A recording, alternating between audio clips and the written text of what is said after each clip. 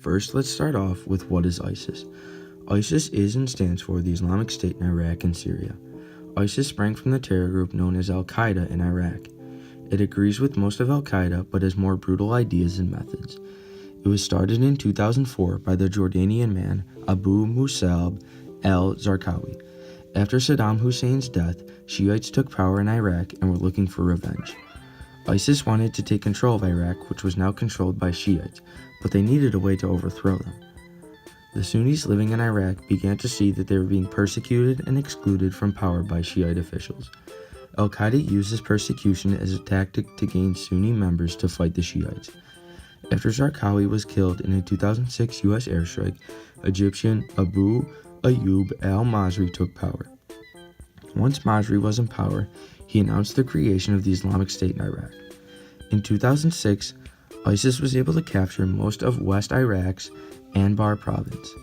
In 2008, however, U.S. troops invaded along with many Sunnis who didn't agree with Al-Qaeda. This invasion largely defeated the group in Iraq. Mazri died in 2010 to a U.S.-led operation in Iraq. This allowed Abu Bakr al-Baghdadi to lead. He became leader as the Syrian civil war began. He sent in members of ISIS to fight the Syrian government. After ISIS's forces gained power in Syria, it was able to re-enter Iraq in 2013 and seize Anbar once again. In the same year, Baghdadi changed the group's name officially to ISIS. He also stated that he was merging groups with al-Nusra. Al-Nusra denied the connections, and later, Al-Qaeda ended ties with ISIS as well. Finally, in June 2014, ISIS took Mosul, a city in northern Iraq. Baghdadi announced the creation of the Islamic State, and by then, ISIS captured large areas in Syria and Iraq. The United States has led many airstrikes against ISIS, but is reluctant to send more than a few thousand troops into Syria and Iraq. ISIS now has lost lots of its land and power, with the main focus in losing Mosul. Many say Baghdadi is dead, but it is not known for sure. Experts believe they may make a resurgence in the near future that we may have to watch out for. ISIS has led many terror attacks against civilians over the past few years.